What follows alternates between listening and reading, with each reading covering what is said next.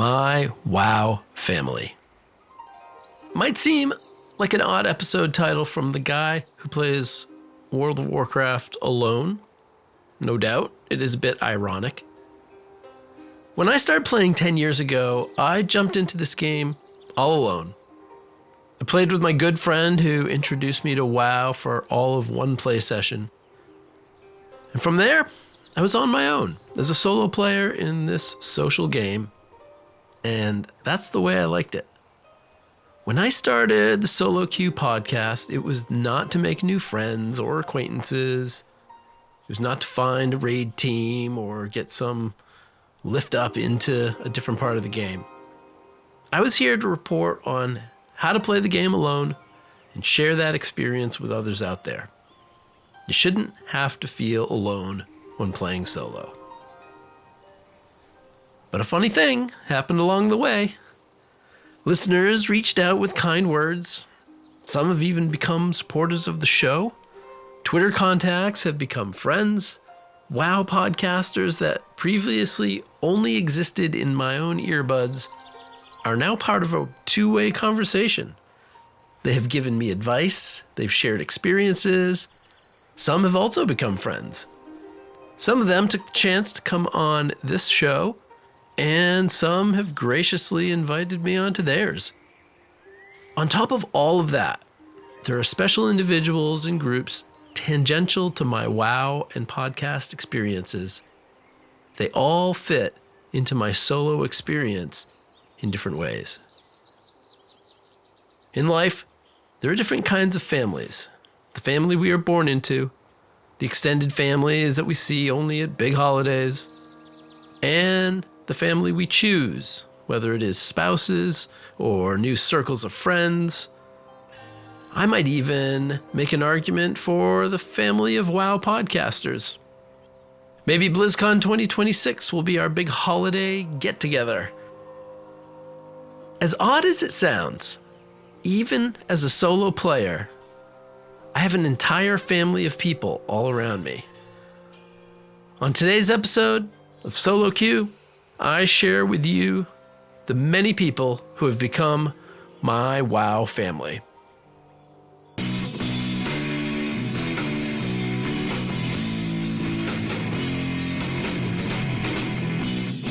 You have entered the Solo Queue, a monthly podcast about adventuring alone in the World of Warcraft. Thanks for joining me. My name is Dave Gagne.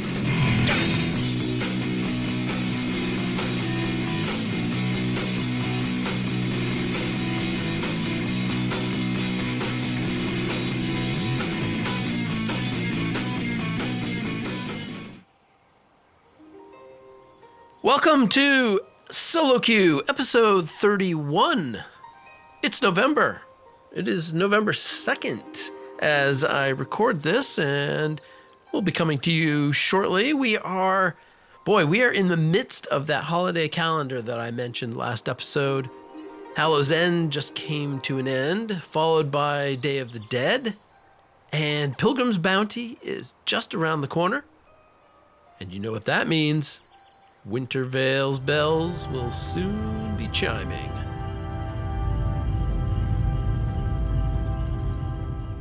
As the fall deepens and makes way for winter here in the Northern Hemisphere, we have this succession of celebrations to get us into the new year when the days can begin to lengthen once again. But you know it can be fun on cold, dark nights. World of Warcraft. And if you can't full-on hibernate for the winter, you might as well play some video games, right? Some people like to curl up by the fire with a good book. I like that, but I also like to curl up with a full quest log. Why not? So what's on tap here for episode 31? There's a lot going on.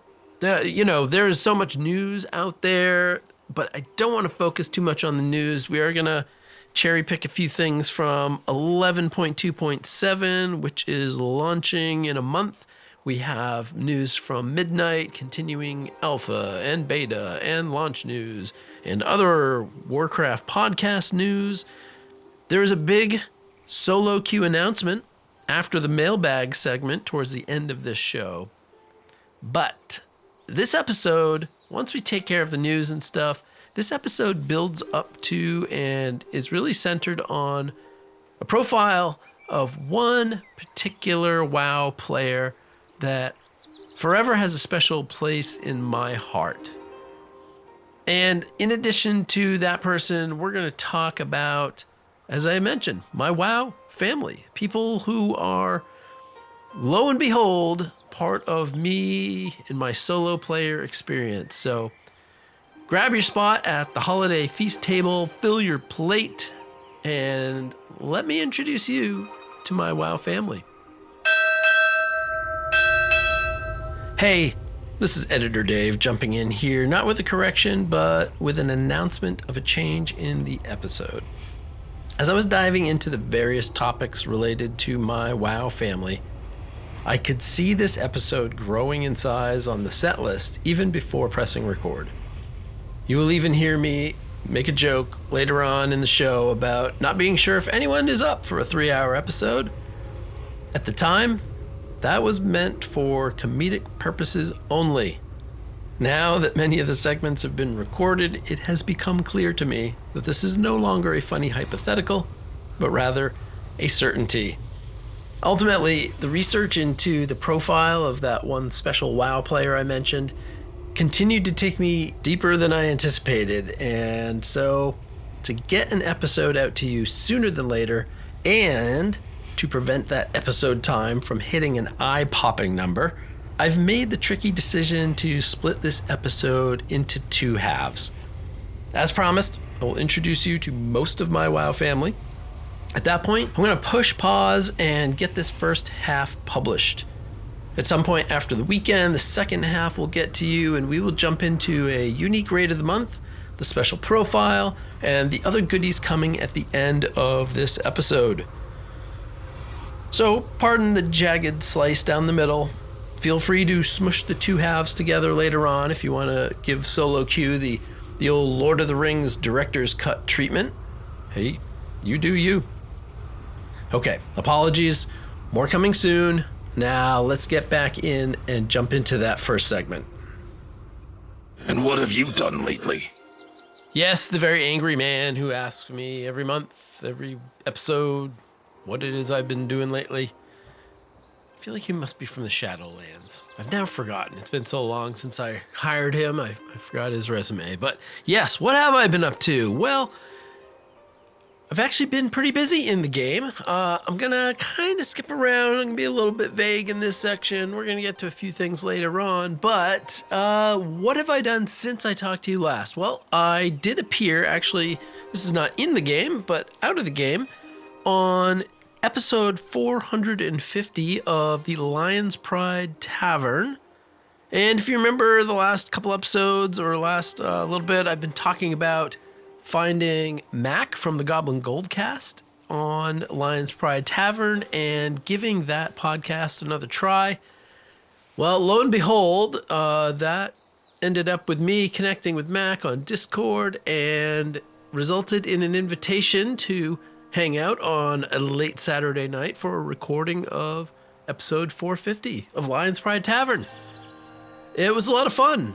Just kind of talking WoW, talking about life, hanging out.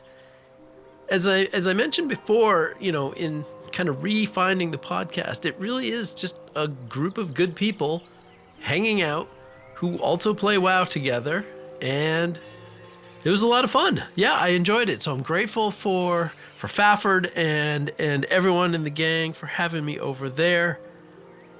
And I'll mention them a little bit later as well. Tidying up some other previous topics, I mentioned that as we got close to the change, the extension of the maximum character cap up to 70, well, the change from 65 to 70 has come and gone. And not as exciting as you might think. These things take a little bit of time, but with 1 retirement and with 2 time runners added to Legion Remix, I'm now at 66 characters. I decided, oh, look at those 60s that I have. I should hop them into Hallow's End and, level a couple of them to 70. And a couple led to a couple more, and with the Legion remix going on, I'm now basically at 82% of the maximum number of levels that 66 characters can achieve. But that's not the real measure. The real measure is how much can your full warband, which is 70, how far along have you progressed? That number is 76. So I'm about 76 point something percent of what a full slate of 70 characters, the full number of levels that a slate of 70 characters could achieve. And I know in the last episode I said, hey, this is a silly non-achievement. I mostly think that, but part of me, I have this small itch of, yeah, but you could keep leveling and you can keep pushing that number higher. And as silly as it seems, I know it, and I know it seems silly. I admit that. But if I'm going to say to other people, hey, play the game how you want, do what you want, if you want to go raid, if you want to do this, you want to sit and, I don't know, whatever, crafting things. So I have to be kind to myself sometimes when I say, you know what? I think I just want those numbers a little bit higher. Those 60s, why are they sitting at 60? 70 is the new 60, people. I'm just saying. And 70, well, that's going to turn into 80 soon enough.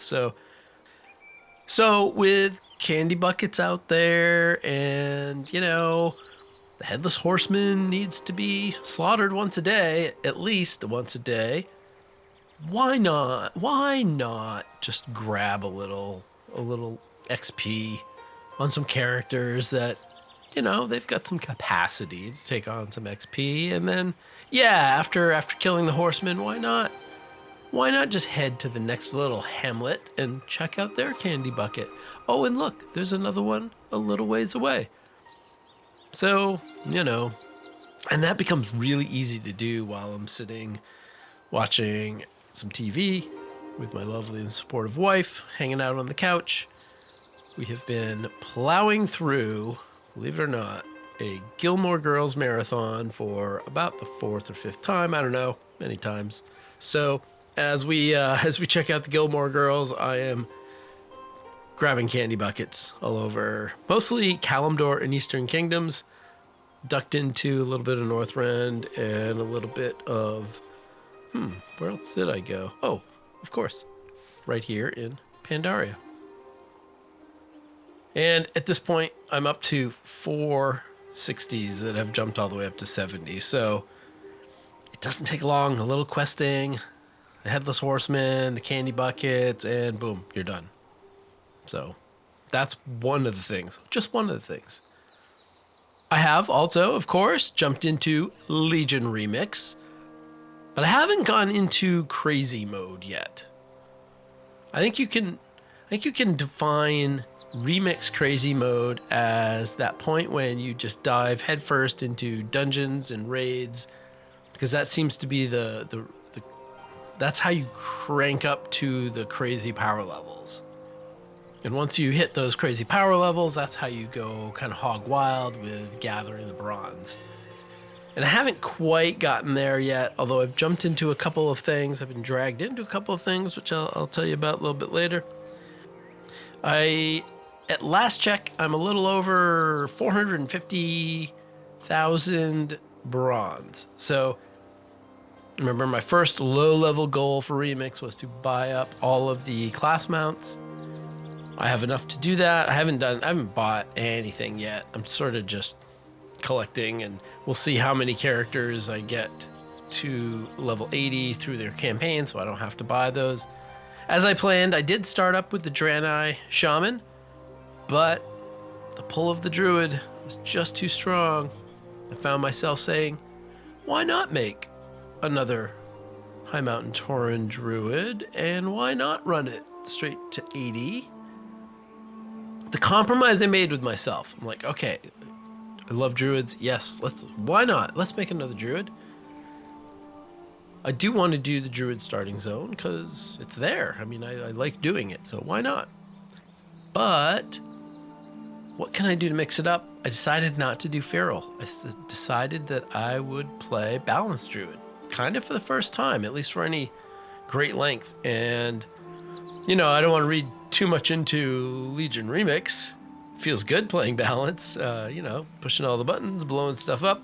I'm not sure that that will, my current skill level in Remix, I'm not sure if that'll carry over to the retail game. So, there is that. Meanwhile, that poor shaman is lagging behind at level 27.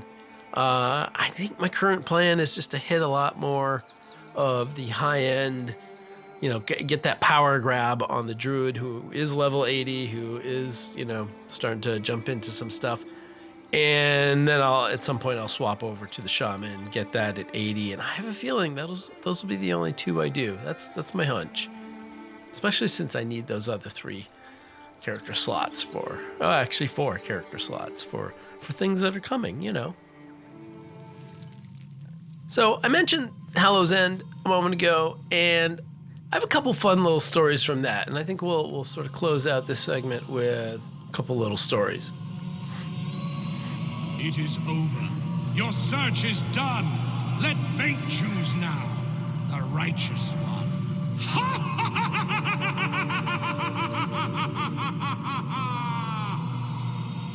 The Headless Horseman encounter, of course, this year has a couple new things. There's some transmog that you could have gotten. Basically, if you ran this, I think 9 times, you get every single time you went, you got another part of that transmog set. So if you ran it 9 times, you were going to get the whole thing, which is great. And, this is basically a set it and forget it experience, right? You click the button, you walk in, you should always select all 4 of the affixes because really the only penalty is it takes, 6-10 seconds more to kill the Headless Horseman. It is appropriately wicked easy most of the time, right? I did pop into when, I clicked to queue and the instance went to pop and then we were dropped back out of the queue. And the reason? No healer joined the group. If there is a part of this massively huge world of Warcraft where a healer was less necessary, I cannot think of one than the Headless Horseman encounter where, I'm sorry, I'm not sure you can get many heals off a couple of times. Holy cow. I just laughed. I thought, really? We didn't get in because there's no healer. That is fascinating. As far as the new stuff goes, there is a new up-resed version of the Headless Horseman mount. And there's a recolor of that was available on the trading post. So, not the most rare thing. Fortunately, I did get it pretty quickly. I think it was like the 3rd or 4th day. That said, I still do not have Arfis. Arfis, the translucent little doggy pet that I do want. He has escaped me for the 2nd year, I believe. I think this is 2 years. And on the eve of actual Halloween, so on October 30th, I was making my daily trip to the Scarlet Monastery. Basically, commuting, my normal commute now for a couple weeks. It was on a different character since I had just nudged a 4th one up to level 70. I was like, okay, who now?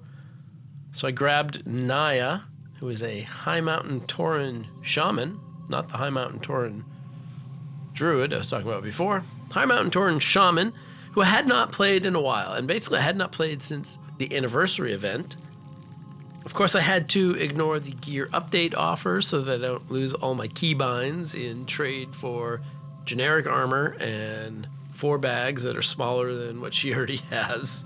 So easy to decline that. And of course, where is Naya when I log in? She is standing quietly in the solitude of Teneris, of course, having, recently finished up the anniversary event. If she only could have held out a couple more weeks, she could have seen the the tents and the excitement of the anniversary return. Actually, I'm sure I have a couple characters that are still standing there. And so that'll be interesting if they just wake back up and it's now 21 years. We're not far off from anniversary, so I didn't actually check to see when it starts. Maybe by the news, I'll have to check that out for you. Instead, yeah, she gets to go off and grab candy buckets while waiting for that Headless Horseman cue to pop. And it did after only a couple of minutes. And I was put into quite possibly the worst group I have ever been in. Immediately, one group member died, like right away. I was like, oh, someone died? I don't even know who it was, but they just died. And I'm not really paying attention because I'm trying to dodge that initial round of purple swirlies and then the 2 rounds of the fire blast. So kind of moving and doing my thing. After that, I looked over at the boss and realized it had only dipped to about 80%. And in most of the Headless Horseman encounters at this moment in time, he's either dead or absolutely about to die. So I thought, okay, well, time to do some damage. And that was when I realized I had no idea what abilities I had set on my action bars. I don't play a lot of shaman. Heck, I didn't even know which shaman spec I was in. I thought, well, whatever, not to worry. I dodged an attack, opened up the spell book, and I dropped the 1-button rotation. Why not? So I hit P to clear the spell book, returned to the fight when I noticed that another group member is dead, and the boss health has gone almost nowhere. So, what's a man to do? I start pushing my one button rotation. I'm not even sure if I'm supposed to be in range or melee distance. I actually had no idea. For a while I was at range and I felt like I wasn't really doing much, so I switched into melee. And at the next glance up at the party frames, one player has left and another has died. So we're down to me and a priest. And there's 2 dead and there's an open slot in our group. And I'm thinking, why is this so hard? At this point, which is probably about the length of the story, the Headless Horseman was at roughly 50% health. He's still going strong. For a moment, I kind of figured it was probably just a good idea to drop and just whatever, queue up again. But the other player, that priest, was still running around and clearly still trying. So I thought, all right, why not? Let's see how this goes. A 3rd round of swirlies and fire, and then something hit me hard. And then all of a sudden, I was sub 10% health. And in my panic moment, I'm like, oh my God, do I even have a heal? And is it anywhere on my bars? I had no idea. So in the midst of, all this going on, I quickly mouse over my action bar while I'm running, which is not super advisable. I didn't really see anything that looked like a heal at quick glance. At this point, it really seemed like the right idea to just, accept the inevitable. Yep, not gonna do it. Queue back up in 5 minutes, we'll be done. But again, my nerves were kind of steeled by the persistence of that priest. I figured that without a heal, basically all I could do was run around and dodge until something finished me off. But okay, whatever, I'll try. Headless Horseman is now around 20% by this point. Still a fair amount of health, just saying. We're 80% done the fight. I saw the priest's health take a big hit. And once again, I thought, we're doomed. But nothing else had hit me. And now I could see the health bar of the horseman steadily, if slowly, actually declining. And then, like Marty McFly when his parents fall in love at the enchantment under the sea, my health bar filled to full. I think I heard angels. It was like the priest and I both cracked our knuckles, turned our trucker hats backwards, and went to work for the home stretch. As the Headless Horseman went below 3%, I saw new unit frames begin to pop in. And as that headless body hit the floor, I noticed that we had a full party and new players were just running into the scene of what has to be the longest recorded battle against the Headless Horseman in recent history. At least in my recorded history. Holy cow. I jumped around and said GG as we were leaving the queue, and I wondered what the heck the 3 new party members were going to do staring at the Headless Horseman corpse, having done none of the work. It was the most bizarre encounter I've had in a long time, and maybe ever. It was kind of fascinating. Once I got out of the encounter, returning to the airways, going from candy bucket to candy bucket, I realized I dinged a new level, 57, and that meant a new talent point. And so, boop, hit N. Upon opening my talent tree, I realized that this poor shaman had literally 0 talent points spent. There were no abilities. Everything was fresh. No wonder when I was standing next to the Headless Horseman and wailing away on him, nothing seemed to be happening. For all I know, I think I was with a holy priest and a toothless gear level 179 enhancement shaman. I just checked a few minutes ago to see what spec I was actually in. And the two of us just gumming away at the Headless Horseman until I think he probably died of boredom. I don't run the add-on details to give me damage numbers, but I really wish I had during that encounter just to see how bad my damage was. But, hey, we won. Though seemed very fitting that when I cracked open my pumpkin, there was absolutely no reward. And so, yeah, alas, my pursuit for the Arfus pet will continue into 2026. Somewhere, that priest and I think I hope we were sharing a chuckle. I hope he wasn't she wasn't just angry beyond belief that we were so bad, because I was enjoying how bad we were. Everything else that I've been up to in the game, I am going to save for a little bit later in the show, which means let's just dip into the news and get that out of the way so we can head to our main topic. You bring news? What news from the mainland? Have you any news? In the news. Do I bring news? I do bring news. I bring news to you. In the news this month, hey, there's a new podcast alert. I know recently we talked about Azeroth Morning Radio joining the crew of WoW podcasts, and out of the blue this past couple weeks, I received an email from a player by the name of Winkari announcing that he has been inspired to start a new podcast himself about playing WoW in a casual way and enjoying the journey. So you should be on the lookout for The Journey, a WoW podcast, World of Warcraft podcast. He initially launched a 6-minute intro episode 0 that is available on Apple Podcasts, Spotify, and I'm sure many other feeds. Then on October 28th, episode 1, entitled Wow Did We Get Here, made its debut. Definitely check him out. Great vibe.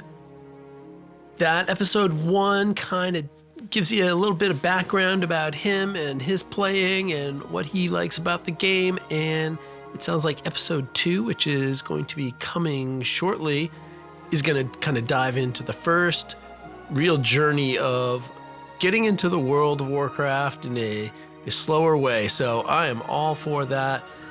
Episode 1 was great. Check it out. The Journey, a World of Warcraft podcast on a podcast feed of choice near you. Next in the news, I happened to come across, now probably a couple weeks ago, the splash screen for 11.2.7, and it includes the Brawlers Guild, Visions of a Shadowed Sun, and it says, Dark visions threaten Kel'Thalas, join Eretor in warning of the coming war. And so, it's coming. This is very exciting. 11.2.7 will launch on December 2nd. So the final patch of the War Within, and really that lead-in patch, that connection patch to Midnight. There is a lot actually coming in this patch. It seems like every time I check into it, there's more stuff. Including today when I was like, okay, what's coming? Let me just double check for the news. Well, we're going to continue the campaign, obviously. We're going to transition in some questing to the Midnight storyline. Obviously, what's the biggest thing coming is early access to housing if you have pre-ordered. If you have pre-ordered Midnight, then you will have access to housing in the game. No more PTRs, no more alphas and betas and tests and this and that, like actual housing. And I'm going to throw this in. As excited as everyone is for it, please be ready for it to be a bit of a crap show. Please be ready for things to not work. It is early access on a massive new system. It is huge. I hope people will be patient. Things are going to not work. Things are going to be weird. They're going to figure it out.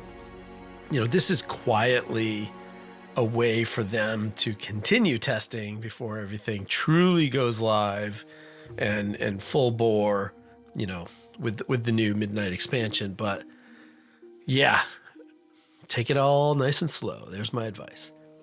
And, you know, housing, if you've been paying any attention at all, man, the more rounds of testing that are out there, the more cool things people are doing. And sure, testing is limited, you know, in certain ways, like the amount of decor you can have is limited, what you're focusing on. But boy, if this goes out, even with some bugs here and there, this is going to be fantastic. So housing is coming.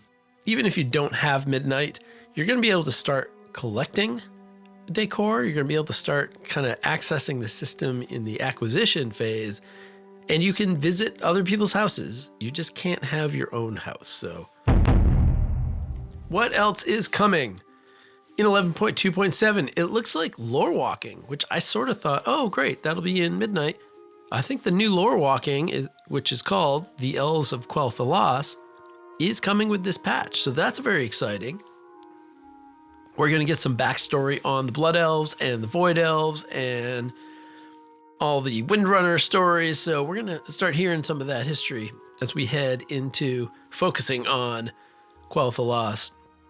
The Pandaren Heritage Armor and questline is coming. There will be another tour of the Turbulent Timeways in which we're going to get to jump into 10 weeks of time walking dungeons, including for the first time Shadowlands. There will be, of course, rewards and things to earn.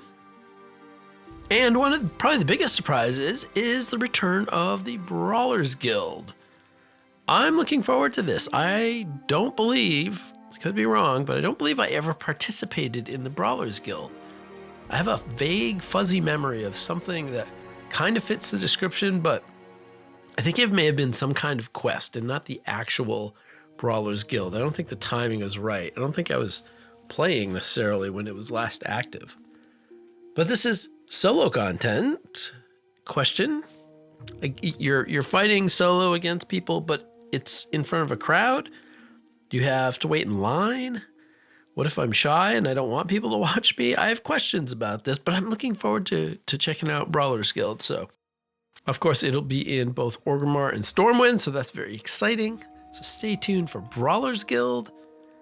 So all that 1 month from the moment we're recording right now, December 2nd, final patch of the War Within. And what comes next, you might ask? Well, of course, Midnight. And what news do we have for Midnight? Well, beta testing has been announced, and that will kick off in 9 days from today on November 11th. Beta testing will be allowed, and that begs the question, as does the early access to housing. It occurs to me that both of these things are coming soon. I've ordered the collector's edition, but the way Blizzard does the collector's editions is just odd because they're not for sale next to the other three versions, the base edition, the heroic edition, the epic edition.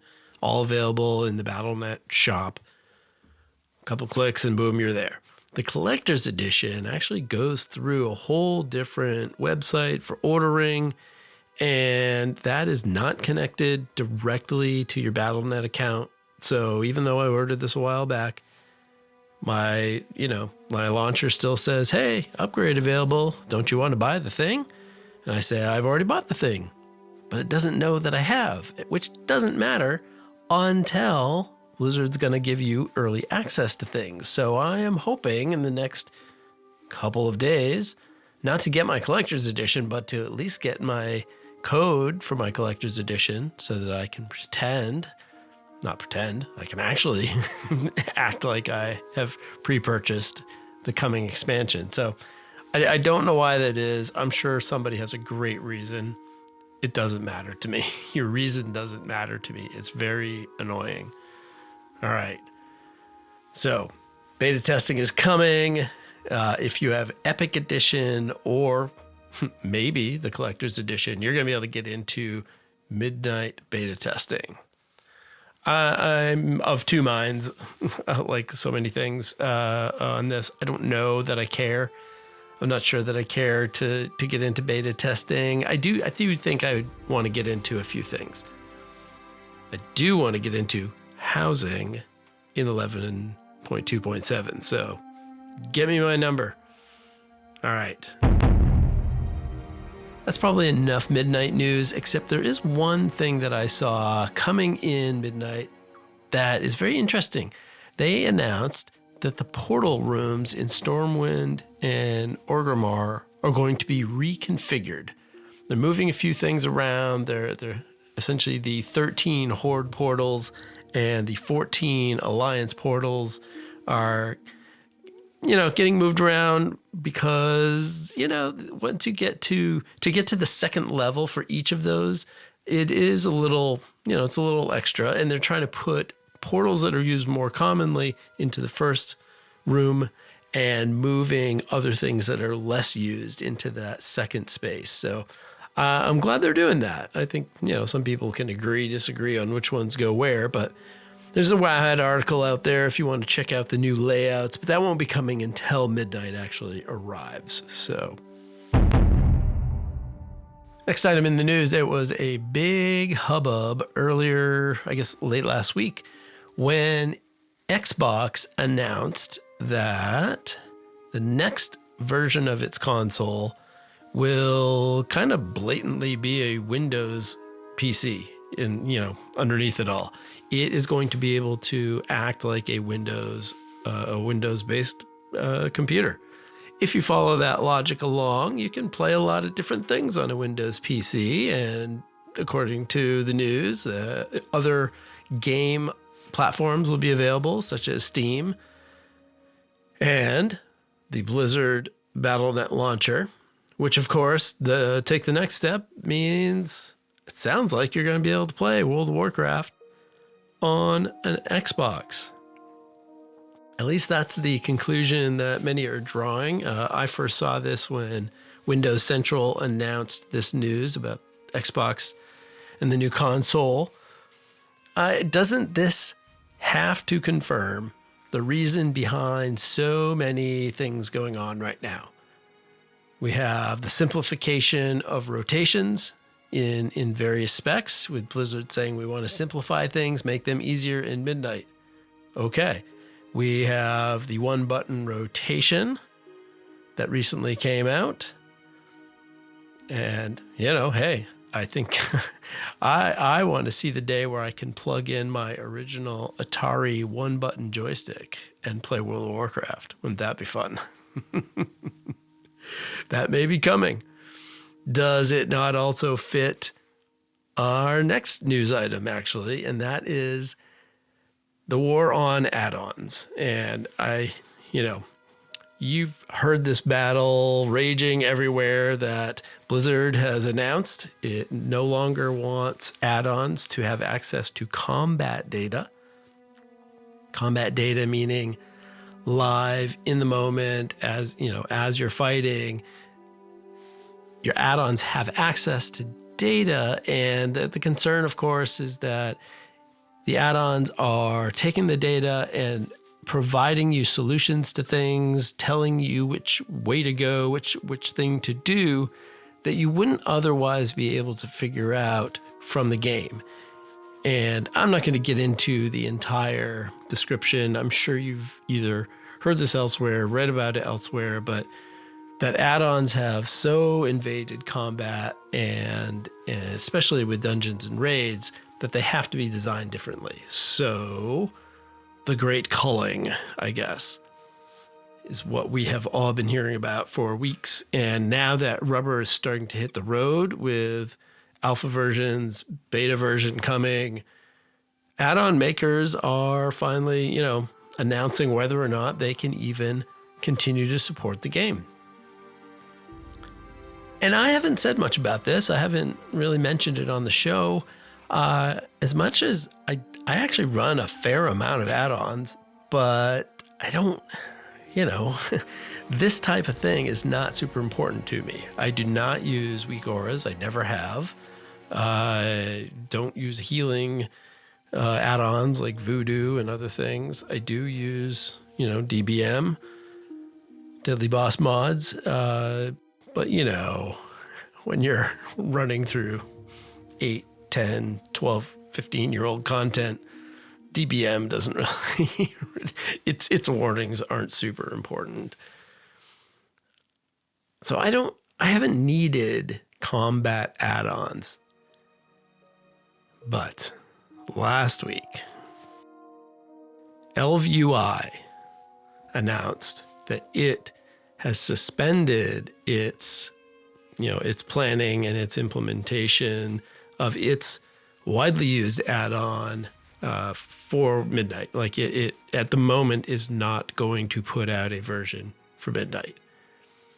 And essentially the announcement said, listen, Blizzard's going to have to change some stuff because there is other information that we rely on that will make our product not work.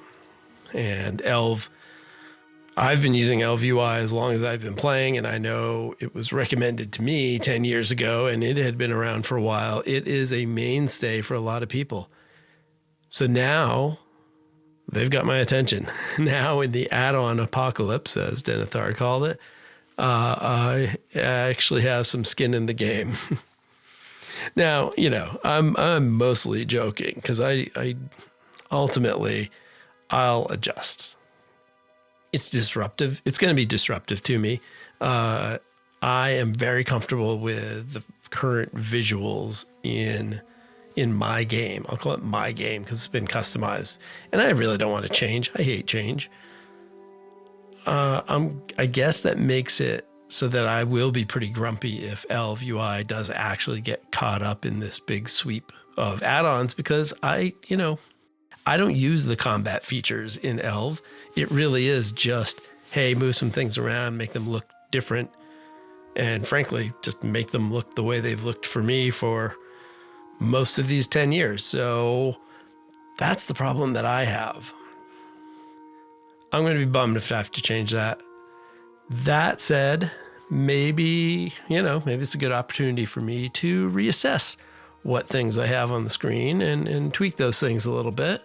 It's going to be interesting to see if changes come because Blizzard has said we're making huge changes and then we're adding things slowly back in that we think shouldn't run afoul of our new policy. Doesn't sound like Elv is gonna make that cut, but we will see. With all of that said, I have to tell you that I am actually okay with this really big change regarding combat information. Like Blizzard's big push is okay with me. And I really do. I think we see the reason for the simplicity with the Xbox announcement. But I think it goes beyond that. I think dungeons and raids are too complicated. Now, you can consider the source. I don't tend to do them. So I don't know that you have to listen to me, but I am a loyal listener to a number of podcasts that do raid and dungeon previews. And I, as much as I don't live in that world, I do have a sense of the complexity. And yeah, it is, probably worse to listen to it in a podcast than it actually is to jump in and play it and get used to it. But what kind of sticks with me is the immense complexity of player abilities and the dance with mob and boss abilities. It all seems like a lot. It all seems too complex, which frankly is why I don't like literal dancing, kind of for the same reason. I can't remember all that stuff. It's a lot to do. As I was thinking about this, I came up with a theory that I'm going to call the 3-game theory. 3 games. 2 of them you've heard of. Scrabble, Risk, and The Longest Day. If you already know The Longest Day, then you and I need to be friends. But let me explain my theory. Scrabble. Anyone can play Scrabble, right? Skill and knowledge can help you win. But Scrabble is accessible to everybody who basically knows words and letters and language. You might not know many words or letters, but you can play. So it's accessible to all. Game number 2 is Risk. Now, Risk, you probably have heard of, is a popular game. Everyone knows it. It's probably pretty similar to Scrabble. But not everyone will make the jump from Scrabble over to Risk. Why? Part of it may just be, I don't like war games, whatever, and that's fair. But I think part of it is the step up in the level of complexity. Risk is, a lot of pieces. You get a map of the world. There's a lot of things going on. So there's a complexity jump there. Now, when we get to game 3, now here's where my analogy might seem to lose steam, but not really. Oddly enough, I don't really like Risk. I don't play it. I think I've played a couple times. I don't play. I don't really know how. I'm not really interested. But in kind of the opposite reason that this analogy of the 3 games is using. Risk seems way too simple to me. Now, I'm a big fan of tabletop military strategy games. Unsurprisingly, I have played many of the games that I own solo, playing both sides. Keeps me undefeated, I guess. But my favorite game is The Longest Day by Avalon Hill. It is a recreation of a reenactment of the Battle of Normandy, which began, of course, famously with the landings in World War II at the French beaches of Normandy, and essentially concluded about 3 months later when the armies of the Allies defeated enough Germans to move out into other regions of France.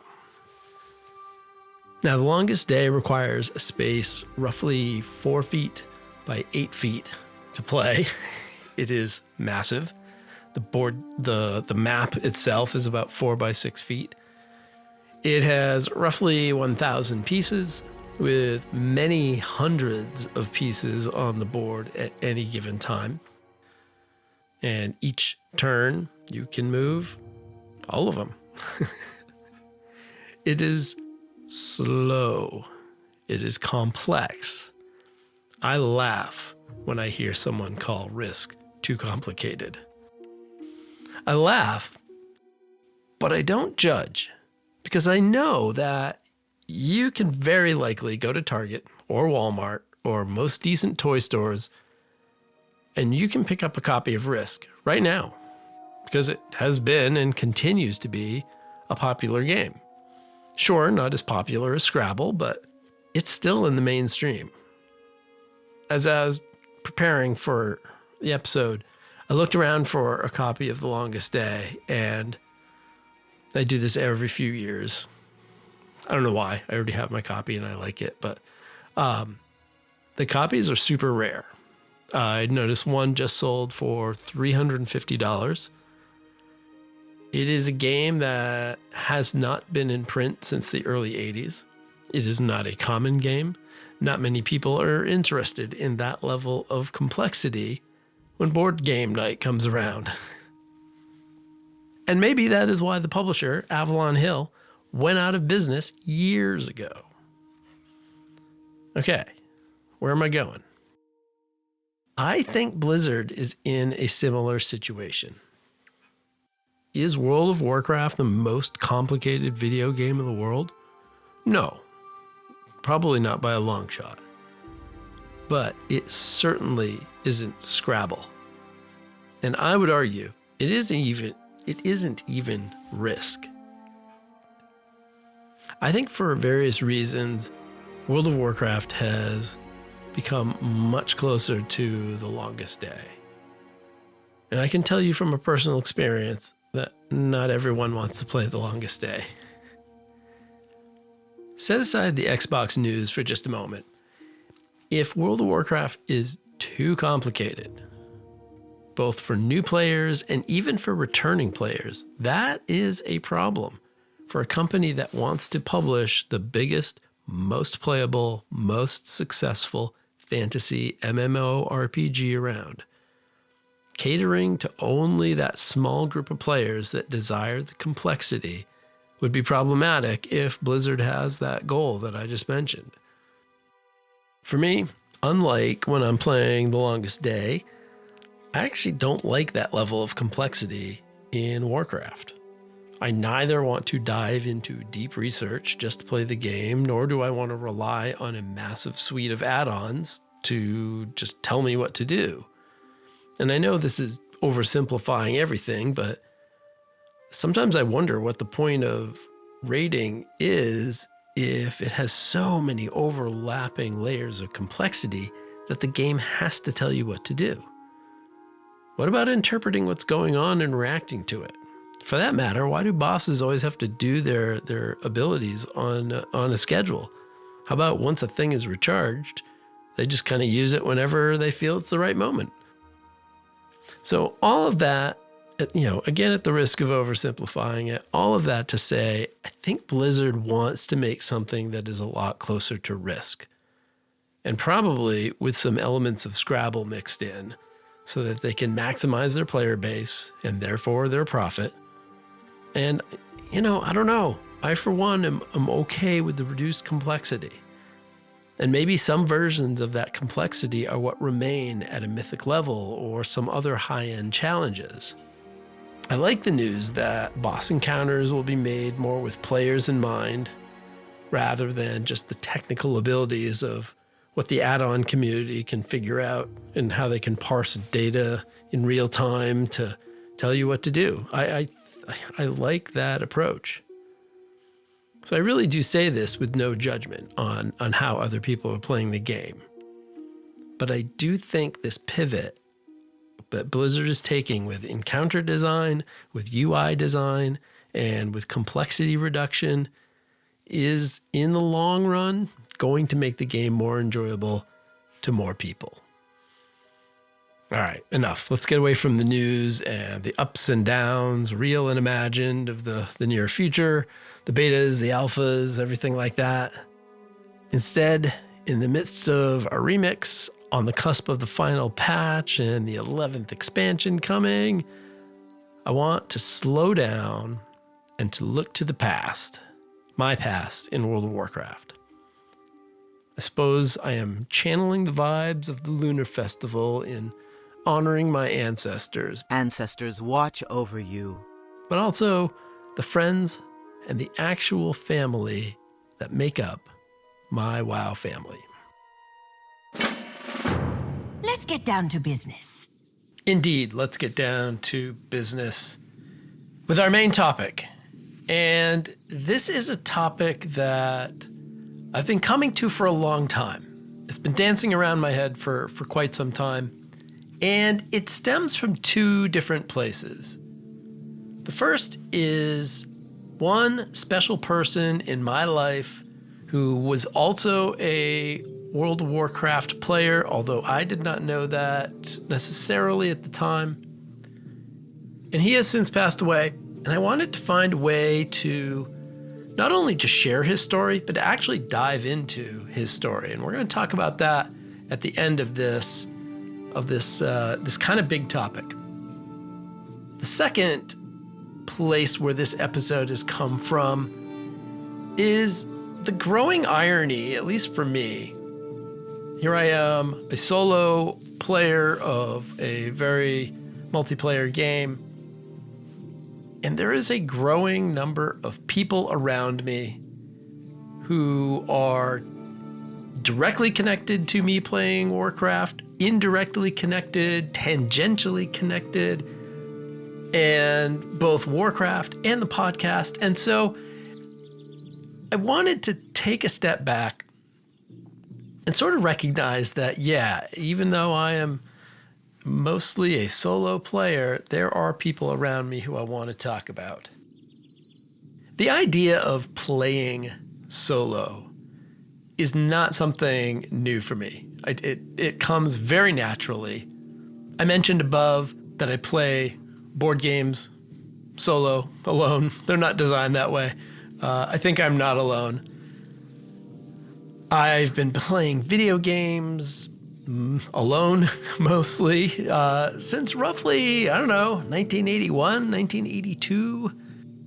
I think the closest I really, especially back then, the closest I came to playing with others is swapping seats while running missions of Silent Service, the submarine simulation game.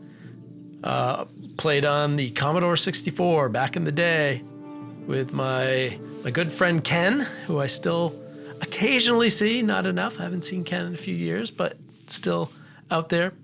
Truth be told, Ken was the eldest son in the house that my sister and I went to get babysat when I was growing up for a number of years, and we became very close with them. So yeah, Ken and everybody, but it is Ken who really got me hooked on that Commodore 64 and was certainly my source for a lot of pirated video games back in the day when cracking the code on video games was all the rage.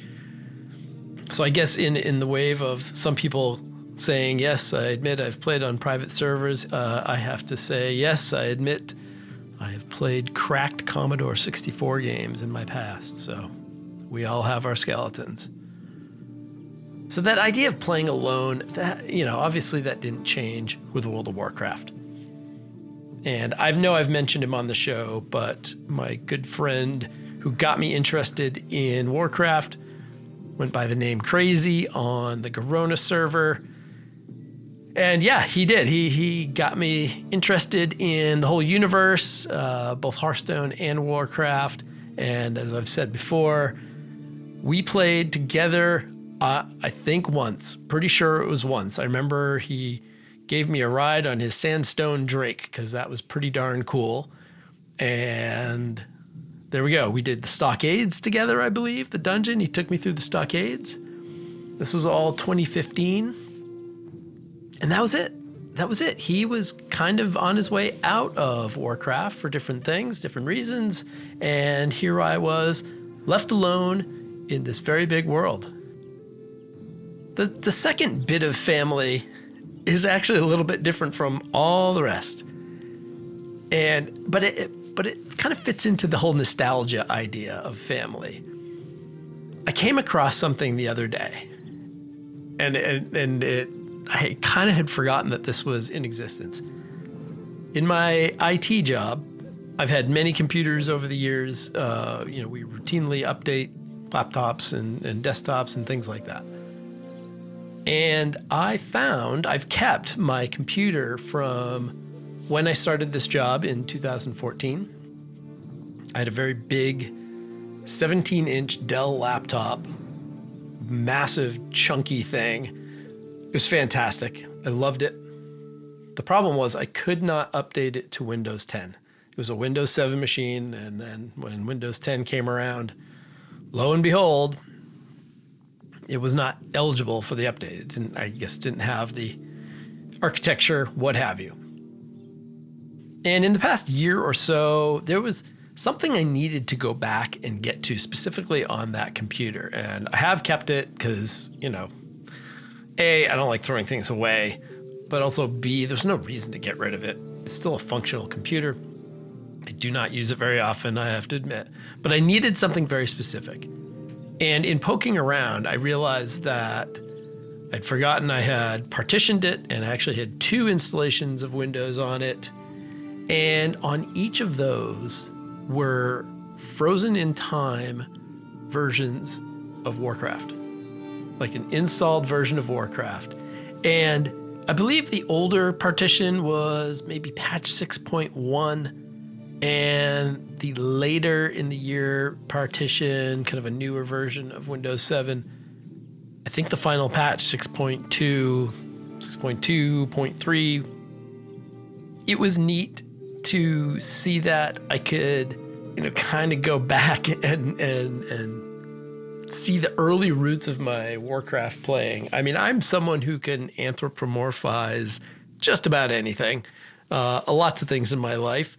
Things take on meaning. They take on personality. I think that's why I enjoy my stable of characters, my alts. They're not even alts. They're just all characters, because they all kind of become something.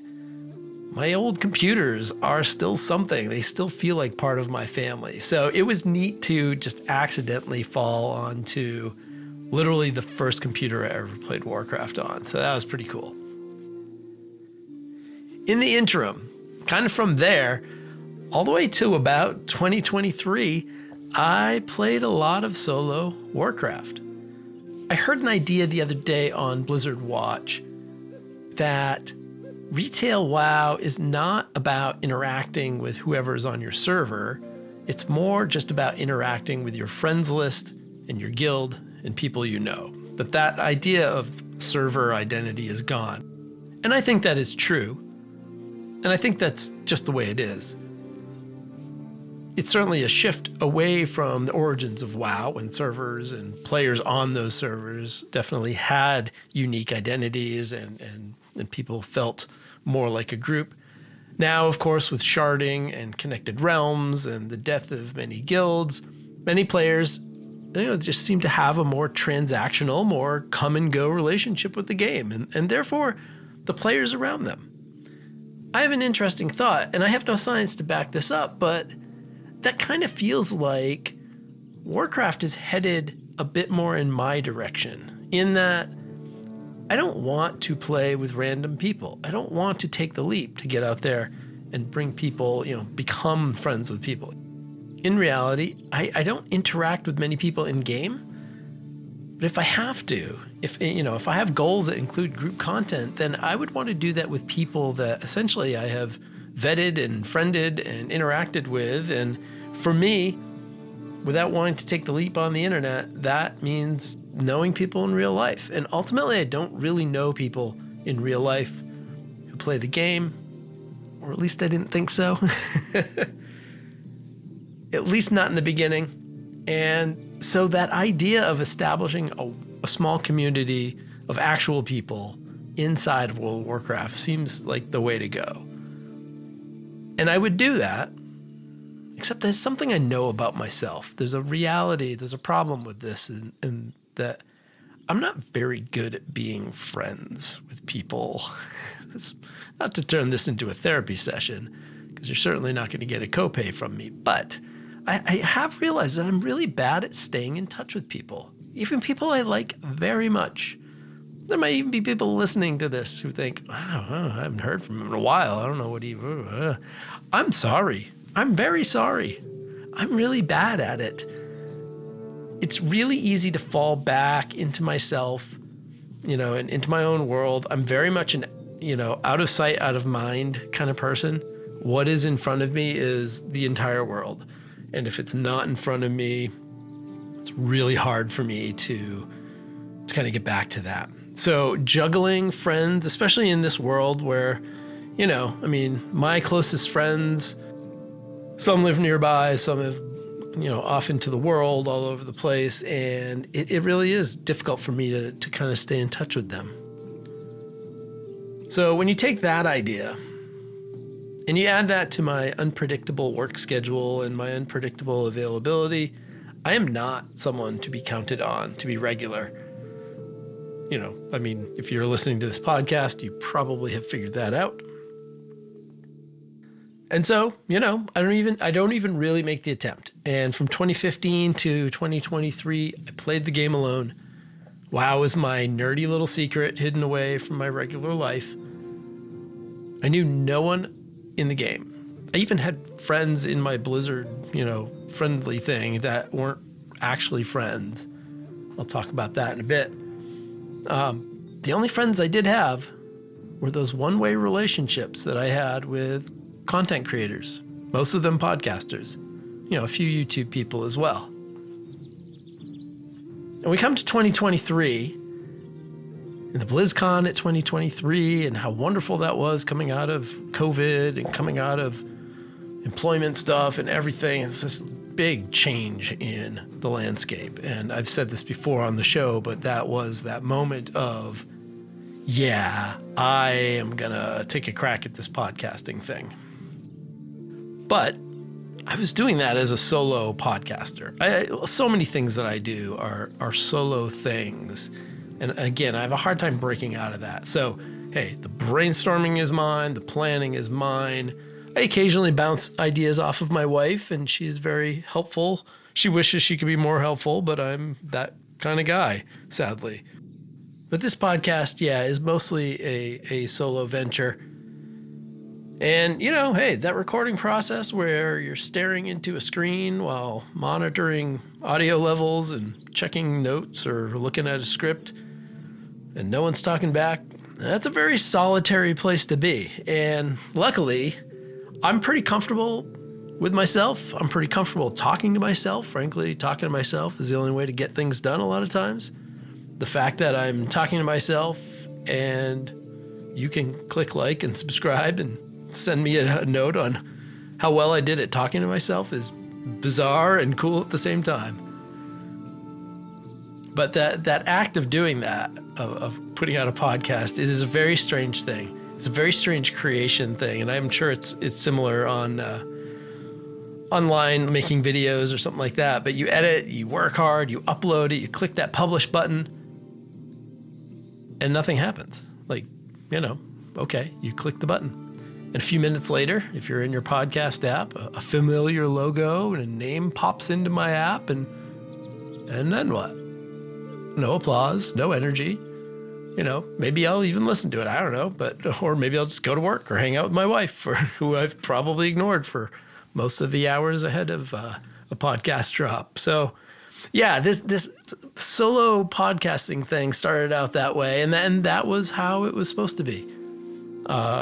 Super thankful to my wife and my kids for being supportive and interested, listening to me babble on at times, sometimes even listening to the podcast. And that's, what more could I ask? But essentially, that's the journey I thought I was on. I'm going to play a game solo, I'm going to make a podcast solo, and go about my business. It was only a couple of episodes in that my lonely little existence began to change. And that was interesting. I didn't start this podcast to make friends. I honestly did not do that. I didn't do it to gain any weird advantage or get something or get somewhere that I wasn't. I just wanted to do it because I like podcasts.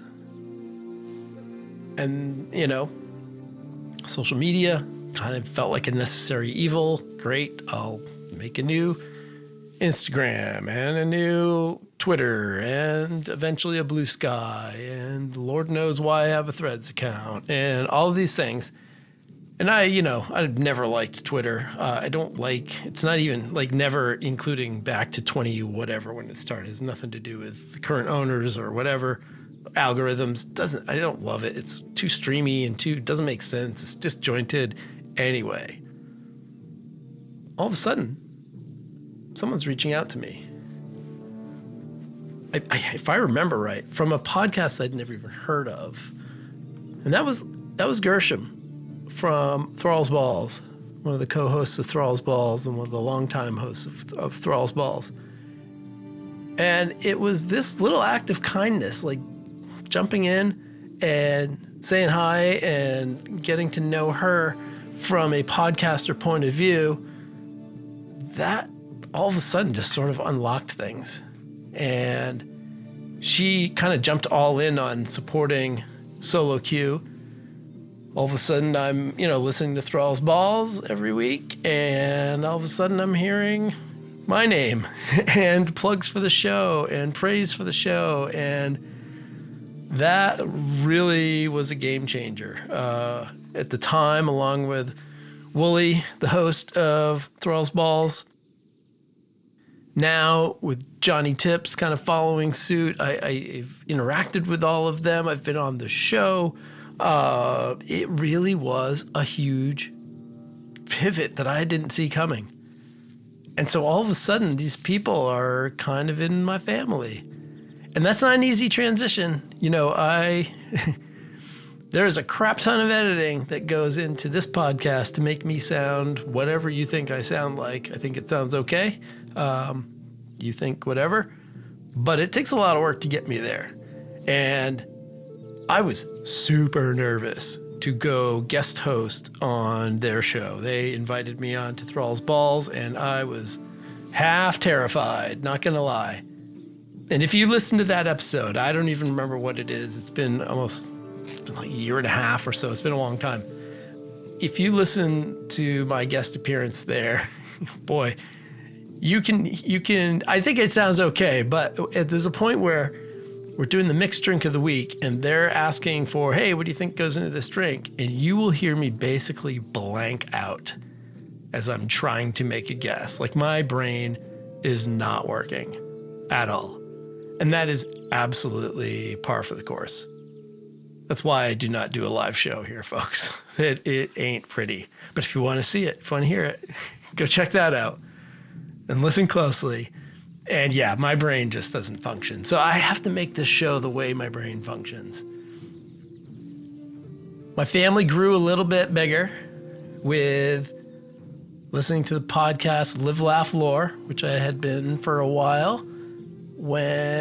And I don't remember how this started, but eventually I got in contact with Jin. I thought, it'd be great to have Jin on the show, and it would be great to have Allie on the show. And it took a few months and timing and all of that, but they were both gracious enough to come on to this show. Had 2 great interviews with them, and checking in with them and kind of meeting them as people. And again, this idea of talking to podcasters and sharing messages back and forth. That just, I don't know. This probably sounds stupid. It's the world we live in. But that was bananagrams to me when I first started out. And still, even just making new contacts, it's super cool. I didn't do this to meet Jin and Allie or Gershom or any of these people. And yet, here we are in this little growing podcast family. I feel like I kind of jumped my way into this little small family of WoW podcasters, and that's really exciting to have that kind of at my back. They were also gracious enough to invite me on their show, and we pondered the state of starting zones and racial starting zones and the whole starting experience. That was a lot of fun. Something it's fascinating. I can go in my podcast feed on somebody else's podcast and you can find me. That's so cool. I guess I'm getting nostalgic as we hit close to 2 years of Solo Q. This is I hadn't really expected this. I remember listening, for many years, religiously to Ro on Realm Maintenance. As I got into podcasts, I enjoyed the roundup of podcasts and the interviews with various podcasters. So cool. Ro, just, so much fun hosting that show. Fast forward a bit, and I know there was a change of hosting over at Realm Maintenance, but imagine my surprise when I first got the show going and I meekly reached out to Ease, the current host of this podcast on Blizzard Podcasts. And I was reaching out to say, hey, I just did a thing and wondered if you'd, kicking the dirt in front of me. I wonder if you'd put my podcast on your little roundup. And he said, oh yeah, hey, your show's already on my radar. I was like, wait, what? No, what? That was so exciting. And just before the show's recent hiatus, where they took a good chunk of time off, I don't know if it was a full year, but Ease and his wife welcomed their first baby. And hey, congratulations, Ease. Congratulations to the Ease family. I hope baby Ease is doing great. I'm sure they did not name their baby Ease. That would be awkward. But congratulations to you guys. That is fantastic. The family's growing. The podcast family's growing. But before that hiatus, I was lucky enough to be interviewed by Ease for Solo Queue on Realm Maintenance. Yeah, checking off weird life goals I never knew I had. I mean, even a couple of years ago, that would have seemed like an impossible, like, why would I ever be on that show? That's fascinating. There is another member of my kind of the podcasty branch of my WoW family who has been on this show, who literally comes from across the world and across the clock and across the seasons to hang out. And when I think it was the Snake of Oldun who reached out to me to say, hey, I've got this thing I want to talk about. Would you be interested in bringing me on your show and talking about it? And, this was early days for interviews. And we had such great conversation. I remember, hope I'm not tattling on you, buddy, but I remember he was being very nervous about coming on and talking and I was like, dude, I get it. I totally get it. Literally, that's what I do is I freak out about having to record myself and we make it work. And he came on and he didn't need as much editing. I'm going to have to edit here, of course. He did not need as much editing as he might have thought. I thought he was great. The interview episodes, I tend to not have to do as much editing. And we've hit it off, man. We realized that in trying to schedule everything, he and I, despite being, I believe, 13 hours apart, we are on the exact same work schedule and the exact same sleep schedule. And so checking in on Discord, we're on kind of the same time or what have you, popping in and out of BattleNet. And it has been great to keep that connection. And who knows, hopefully I can get to the left coast of Australia someday to go find the Snake of Oldun. We can hang out in what feels like kind of real Vol'dun down there, right? Another friend, and I definitely use this word with these people, Denethor. I started listening to Azeroth United at some point and really loved the weekly cadence, but I also really liked that kindred spirit as a small show solo podcast. I forget when I started listening, but he started Azeroth United just about 3 months ahead of Solo Queue. And I was certainly too busy getting things going to know that he was out there. And so it was probably about 6 months in before I found his show. And I don't even remember how our mutual admiration society began, but we just started plugging each other's shows and tossing compliments back and forth, what have you. And we've become friends as well. And he had me on Azeroth United not so long ago for episode 100. That was a fantastic conversation. Don't worry, he's coming. He'll be on this show. I haven't mapped it out yet, but I have an idea. So we'll talk, Denethor. But it's been great to watch these sort of friendships just kind of blossom out of nowhere, out of things that didn't even exist. I mean, his show didn't even exist in the olden days. Speaking of olden days, as I was getting going, some old names that showed up. One of the first, I remember the first person who followed the show on, I believe it was Twitter, maybe it was Blue Sky, I forget, was Scott Johnson. And my goodness, the glory days of of the instance, listening to that podcast. It was the first Warcraft podcast. I maybe the first one ever that I listened to. Certainly the first one that was required listening back in that late WoD and early Legion days. I still remember their episode when Legion launched, the announcement, not the launch, the announcement. And to get a little shout out from him, and then I don't know, 6-8 months later or whatever, he just randomly threw a message at me in a DM that said, "Hey, just want to let you know, you got a pretty cool show name." I was like, oh my God. Okay, Scott Johnson is telling me I did a podcast thing well. That is pretty cool. So speaking of old podcasts, Mac and Dex on the Goblin Goldcast, another one of my early shows. And a little bit later, I'm going to talk about finding Mac again. I was really excited early on to get Josh Allen, lore from, working with Blizzard and the community team, and having him come on the show seemed like an amazing, oh my God, this group of people is just out there and you can get to them. Well, maybe once they stop working for Blizzard, but you can get to them.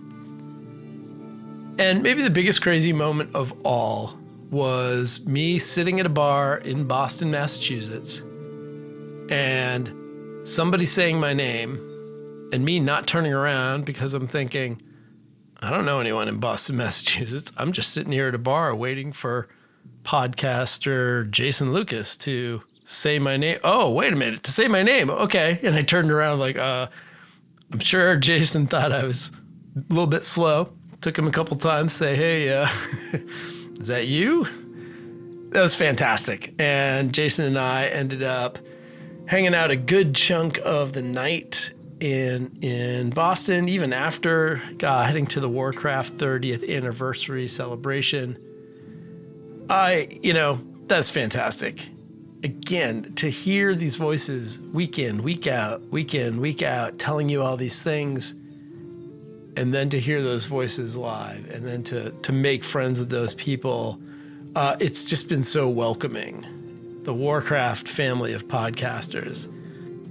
I'm blessed to be around all these people and learning from them, and hopefully not stealing too much from all of them, because there's so many good things going on. And I have to say, in the modern world, in the world that we're in of Twitch streamers and YouTube content, the WoW podcasting community is definitely small. It's definitely smaller than I want it to be. And it feels important to preserve it and to grow it, because there's value in audio-only content. I know we play a video game, and I know there's things to be learned by watching said footage of video game, but there's something to audio-only content. And so thank you for being a supporter of that. And I don't think it gets the attention from Blizzard that it deserves. I think communities are small and audiences are small, and I think that's too bad. And hopefully we can find ways to just kind of push that bigger. I am hopeful. Why am I hopeful? Because, hey, we've got new voices coming. It's been a trip to hear from people that my voice is one of those voices they listen to, and it inspired them to do something. And when Winkari sent me the email saying that he really liked the vibe of Solo Q so much that he fired up his own casual WoW podcast, that just gives me a lot of hope. Azeroth Morning Radio getting going. By the way, episode 2 of The Journey that I mentioned earlier in the show is now available, so go check that out. I haven't had a chance yet to listen to it yet. Promise myself I'm not going to listen to anybody's podcast until I get this done. So onward with episode 31. Connected to the podcast are all the people who have become listeners of this show, supporters of this show, and even patrons of this show. The solo crew, the people who are in the Patreon, even as free members. there's not a lot of conversation there, but there's a little bit, and people hit like buttons and people throw some comments at me. The people who leave reviews and little comments here and there that I eventually find, and they'll make their way into the mailbag, including a couple here today in this episode. They really do. The math doesn't make sense. The amount of happiness and the amount of energy that gives me to keep going is not commensurate with the amount of effort it takes to send a message, to, click into Apple Podcast and write a 3 or 4 line review about what you think of the show. That amount of effort is tenfold on the other end. To hear that, to see that is fantastic. So thank you for becoming part of this family. Supporters, Patreon supporters, sending money to help me do this thing. It's not, it's not expensive, but it's not free. And, the thank you, big thank you. And you're going to hear it again at the end of the show, of course, as you do every week, every month, every episode. When you do listen to the end, you all do, right? Okay. And you may be thinking, this is great. You have people who support your podcast. Wonderful. What's the point? Well, for me, the point is this larger family, this growing family, is helping me in ways that I didn't really even know that I needed. A couple things. And this, I don't even have notes for this. This is off the top of the dome. I needed a creative outlet. And that's the idea that's literally just coming to me now. I needed to do this. I've been heading towards something like this for literal decades, both from the solo point of view and the audio point of view and the writing point of view, the journalism point of view. Like, all of those things are crashing into each other here in this podcast. And the topic happens to be World of Warcraft because, well, I love the game. I don't play any other games for the most part. And so it just works. I've shrunk the universe down to something small enough that I can handle it. It's one game. It's a big game. Don't get me wrong. Every one of these episodes has not as much stuff in it as I would like to put in. So I'm saving you from 3-hour podcast episodes. There might be a couple of you out there saying, go for it, do it. Which, don't tempt me, I might.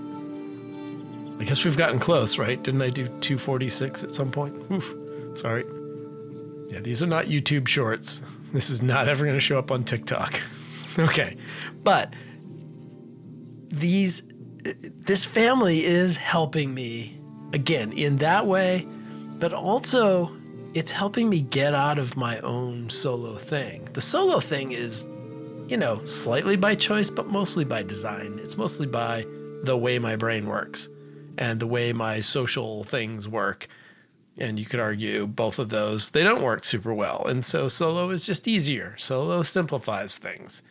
No one's relying on me. No one's, planning on something when I either am too busy or can't remember or just, I'm out to lunch. I can let myself down. That's fine. I don't want to let other people down. These connections that I'm making because of the podcast are helping me out as a player too. And here's my first example. A number of weeks ago, probably about a month ago or so, I was walking my dog, my lovely dog Tilly. Every night, with very rare exceptions, we go and essentially go out for that bathroom break before bed. And usually, 9, 10, whatever, sometimes later, I'll grab the leash. She'll get excited. I don't know if excited's the word. Just like, I gotta go to the bathroom. But also, we walk around for a while. Sometimes that's boring. Sometimes I've got my phone and in the dark, I'm popping something on. And for whatever reason, one night about a month ago, we're doing all that. I think I was flipping through the Twitter world, and I noticed that somebody who I follow, a Twitter person by the name of Casual Coup, said something about, going live or doing whatever, something on Twitch. And I thought, okay, I'm a little bored tonight. The dog wants to check stuff out and sniff around in the dark. And we live in the woods, so it's very dark. There's no street lights, in our little tiny neighborhood. So it's, headlamp and a cell phone and that's it.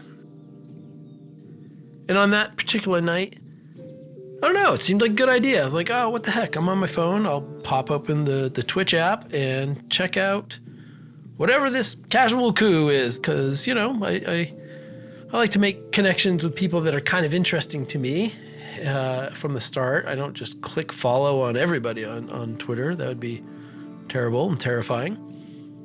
But I also don't watch streams. I don't watch streamers. I spend very little time on Twitch. The 4 hours I spend every time to get a pet are very often in the background. Sorry, Twitch streamers, with, some few exceptions here and there. But so I pull up Casual Coup, and it is Mythic Monday with Casual Coup. He and his kind of co-streamer, co-host, whatever you want to call it, Sanchin, they are about to dive into some Mythic Plus dungeons, and they're gathering a group. They've got some friends. They need some other people. And when I popped in, the thing that I kind of hate happened, where the host says, oh, hey, Sweeper Dave, thanks for hopping in, because that's my Twitch handle. Sweeper Dave, woo-doo-doo. And, this awkward dance of a person is talking and I can only respond by text. Add to that I'm on my phone in the dark. So I'm trying to find the chat text box thing. And, Twitch is not designed to be, of course, done on a tiny screen. At least, I guess, if you're my age. But anyway, the name, Casual Coup, casual is attractive to me. I like to play this game casually. And I'm hoping, okay, he's a regular streamer. And, as I hopped in, being a good streamer, he gave me a quick shout out, hopping in. But then he kept talking to me. And I have no idea how many other people were in the stream at that time. I'm going to guess not that many. Or it was just getting started, so it was a relatively small group.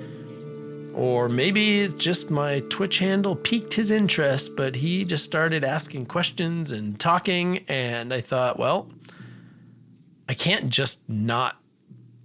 disappear. I can't just pop out of the chat.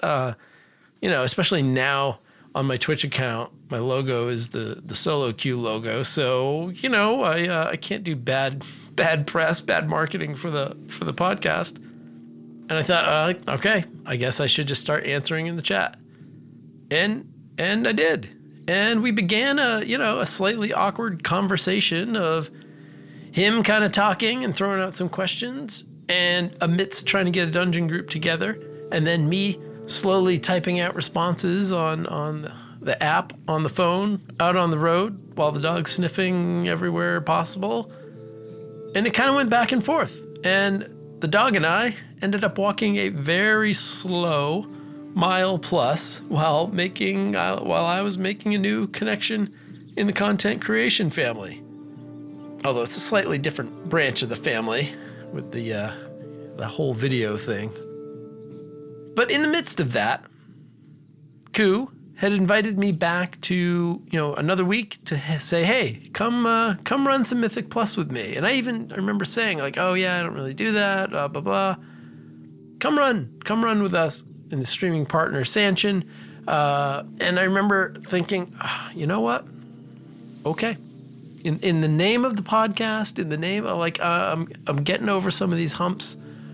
I'm going to try and give this a try.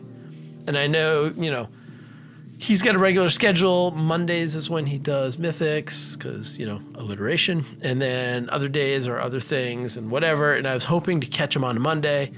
And I was hoping, frankly, to catch him before I made my family-focused podcast episode. Because I thought, okay, I think I know what might happen here, and I might have to talk about it. Well, Next couple Mondays, I was busy. Then the next week I was hoping for turned out to be Canadian Thanksgiving. But then, on a Monday in late October, I was free. They were up there streaming, and I hopped on Twitch to see what might possibly happen. And lo and behold, I hopped in and we ran 2. You're going to be underwhelmed. So many of you right now are going to be like, wait, the buildup was for this? We ran 2 Mythic Plus 2s. That's right. I will pause for your amazement. You can catch your breath, and then I'll continue the story. So Ku and Sanchin and the people around him, relatively experienced, maybe not operating at a super high level, but experienced enough to kind of run through some mythics with some people who are of questionable quality. I certainly speak for myself when I say that. And yeah, we did okay at the start. I remember we did a Priory +2, and I died a couple times, usually when I'm getting feared, and then some big AoE would hit me. And here's the thing, I was learning stuff, I was listening, I was trying to do damage. At some point I remember him saying, hey, Sweeper Dave, are you using 1-button rotation? And I haven't decided if he was trying to justify why my damage was so low. That was my guess. I haven't really had the chance or the heart to ask. I think he was thinking, oh yeah, I'm sure his damage would be higher. He must be using one button rotation. Yeah, I wasn't. I'm just not very good at this game. So there you go. But I was a stupid low eye level at the time. I was probably 680 at the time. And, they were dragging me around. But wouldn't you know it, hey, in there doing it, I know in the past I've said, oh my God, raiding must be boring. I would get so bored just standing there doing the thing. Well, I was less bored. At the end, I got some gold. I got no gear, but at that first one, I have my first 133 mythic points. Am I close to, what is it, mythic legend or tombstone legend? Oh, tombstone legend is probably what I am. Keystone legend. That's it. I'm going to start the tombstone legend dungeon group. We then did an Ecodome +2. I know you're impressed. And that time I didn't die. We didn't get it in time, but I still got 200 more points, and I am again tombstone mastery or something. But at the end I got a champion weapon out of it, which is very exciting. And all of a sudden later, after we hopped off, after they dragged my carcass through a couple M+, and it was time for them to be done, I did a couple more delves, and all of a sudden I had 694 vault choices in my vault in that Mythic Plus row for the first time ever. I've never had anything in that row. So taking that chance, getting in there, allowing myself to be really bad with people better than me who were okay with saying, yep, we'll take you even if you're really bad. That was fantastic. That is okay with me. That is okay with me. That people would be nice, that people are out there, groups like the Dungeon Dojo and WoW Made Easy and these other groups that are saying to players, hey, if you don't want the stress, if you don't want the tension and all of that of grouping with random people, this is a group that is focused on taking that out. And I found that with Casual Ku and Sanchin, of them saying, hey, yeah, come, just have fun. Who cares? There's no stress. And so I did my first Mythic Plus dungeons since BFA. I think I did one in BFA for a quest or something that you had to do it. I vaguely remember doing it. It was a long time ago. And so that was really exciting. And that's a thing that, you know, if I just kept trucking along this solo thing, I never would have done that. I never would have gotten out of my comfort zone. So big thanks to Casual Coup, to being so welcoming and you know, kind of pulling me out of my comfort zone and you know, asking me those questions when I'm trying to walk the dog and stumble through the moonlight and type wildly into the chat box on the Twitch app on my phone. I appreciate that, my friend, and thanks for being part of what is my growing WoW family. I had a similar experience in Legion Remix. And Legion Remix, I have not spent a ton of time in. I mentioned getting close to that break point of going crazy. And the reason that I'm close to that is due to my friend and supporter of this show, Case. Case reached out in-game. We traded a few messages back and forth through my battle tag, and we check in every now and then in-game. It's really nice. And a few weeks ago, he said, hey, have you done any of the dungeons yet? He's heard the show. He knows my general opinion on things and what I do and what I don't do. And he offered to kind of haul me around in a dungeon. And I thought, that's so cool, because here I am. I think the whole remix idea has a slight flaw in that it feels really heavily reliant on running dungeons and raids if you want to hit the crazy point. If you don't want to do those, I think you have to slog. And so that's been the sort of workup for me, and that's why I didn't get all the things in Mop Remix, because I didn't make that jump. I think I ran a couple things, but not a lot. I ran a few of the scenarios, which were 3 people, but not a lot. Well, Case reached out and said, hey, yeah, come with me. I'll drag you through a dungeon. We ran one dungeon, and then we ran a second heroic dungeon. And, you know, in, 15, 20 minutes, whatever it was, he had run me through a couple dungeons. All of a sudden, I've got this little leap in knowledge and whatever and stuff. And it was fun. And it was great. And again, I'm super grateful for Case for reaching out and doing that. And then lo and behold, about a week plus later, just the other day, Case is in game. Hey, have you done any raids yet? And I remember when we first connected in the Legion Remix, I was like, so what are your goals for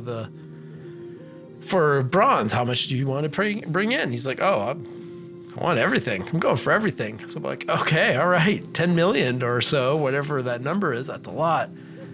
I reach back when we reconnect, like a week and a half. I don't know, something like that. He says, hey, how's it going? Blah, blah, blah. I said, oh, how close are you to your 10 million? He's like, oh, I'm at 11. So Case has been going hard in Legion Remix, and I love that. And he says, hey, have you run a raid yet? I was like, nope. Kind of hoping to, this is what I said, hoping to get through the podcast, get this out, and then I can kind of turn my attention to Remix. Well, he's like, yeah, just hop in a group with me. I'll keep you safe, I'll drag you through. And we went and did Trial of Valor, the heroic raid, and then turned around and did the normal raid.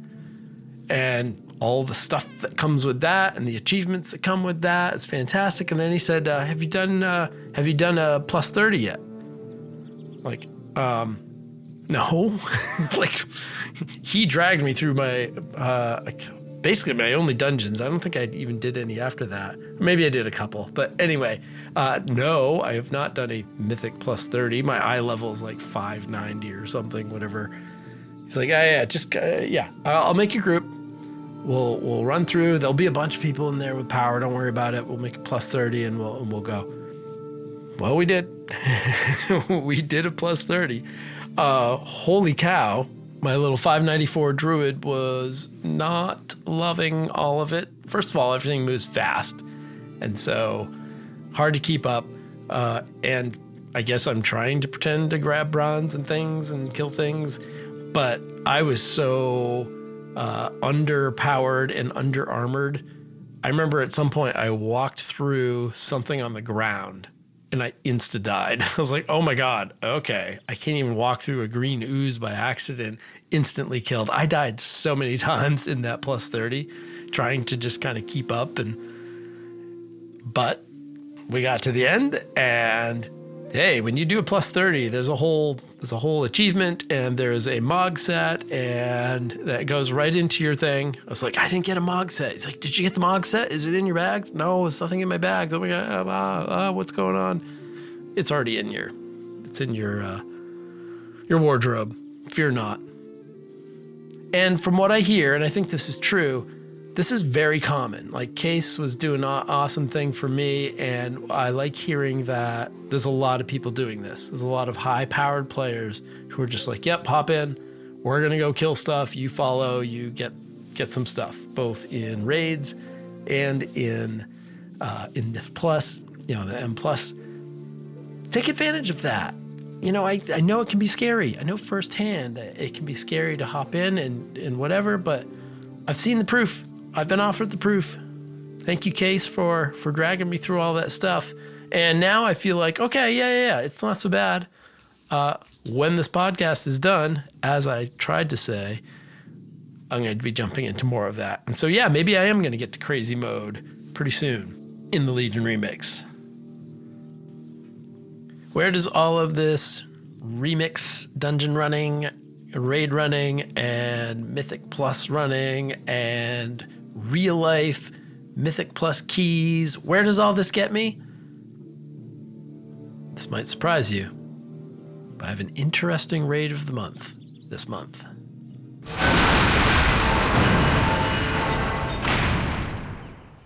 Well, as the crashing of gates sound suggests, this is where I'm going to cut this episode in half right about here. For you, for me, to save all of us from that beast at the gates that goes by the name of the 3-hour episode. We must hold it at bay. As I mentioned there, we are about to jump into a unique Raid of the Month segment, and that will kick off part 2 of My WoW Family. That's what we'll start with next time, very soon. Big love to everyone I've mentioned so far in the WoW family, and actually everyone mentioned and those not mentioned. Thanks for letting me introduce you to them and share a few stories about them. If you are even hearing this, well, then you are a member of that family. Behind every episode download number is a person who is checking out Solo Queue for the first time or coming back for another trip, and that really does mean the world to me.